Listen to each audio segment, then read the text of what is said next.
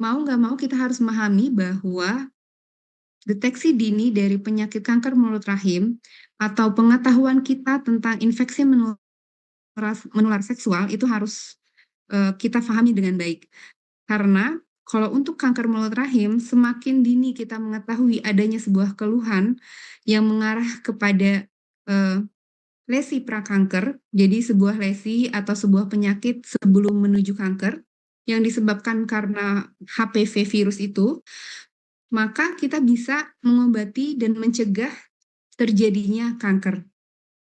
Nah, biasanya mungkin ibu-ibu di sini atau teteh-teteh di sini, mbak-mbak di sini sudah mengetahui istilah IVA test, pap smear, ataupun tes HPV DNA. Maka ketiga tes ini biasa sering kita gunakan untuk mendeteksi dini terutama kanker mulut rahim. IVA test itu pemeriksaan yang sangat mudah, sederhana, bisa dilakukan di puskesmas, klinik, atau dokter umum, bahkan dokter kandungan. Biasanya kita lakukan itu apabila seorang wanita yang sudah menikah atau seorang wanita yang sudah kontak seks eh, dini, dia ada keluhan eh, keputihan banyak dan gatal biasanya, atau keputihan yang sudah diobati dengan eh, obat-obatan, namun masih berulang, biasanya kita lakukan IVA test. Jadi pada saat dibersihkan daerah mulut rahim dan juga vaginanya, kita lihat, kita teropong, kita inspekulo atau kita teropong sedikit.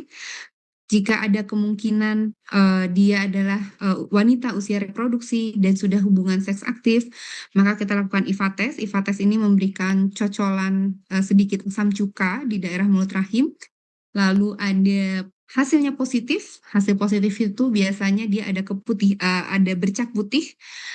Nah, kita akan menyarankan untuk pemeriksaan berikutnya, yaitu adalah dengan pap smear atau dengan HPV DNA screening. Nah, pap smear mungkin ibu-ibu dan mbak-mbak semua udah tahu, biasanya dia adalah kita menghapus daerah mulut rahim, bagian luar dan juga bagian dalamnya, untuk melihat perubahan dari sel epitel dari mulut rahim. Dan pap smear itu sendiri biasanya kita sarankan pada wanita usia reproduktif yang sudah berhubungan seksual. Lah, baik itu usia 21 tahun, apabila dia di usia 21 tahun, wajib dilakukan pengulangan pengecekan ulang setiap 2 atau 3 tahun sekali dari pertama kali dia kontak seksual. Dan untuk 3 tahun sekali ini range usia 21 sampai 29 tahun. Tapi kalau misalnya di usia 30 sampai 65 tahun, biasanya kita menyarankan bisa 3 tahun sekali dengan catatan hasilnya bagus, atau adanya sebuah infeksi servisitis kronis, kita bisa mempercepat setiap 1 atau 2 tahun sekali. Namun apabila pap smear ditemukan adanya lesi prakanker, kita biasanya mengkombinasi dengan pemeriksaan tes HPV DNA atau kadar ada atau tidak terdeteksi virus HPV di dalam tubuh. Karena untuk lesi prakanker itu tidak hanya penyebabnya oleh virus HPV, bisa juga karena kuman yang bisa mengerosi terjadinya di daerah mulut rahim.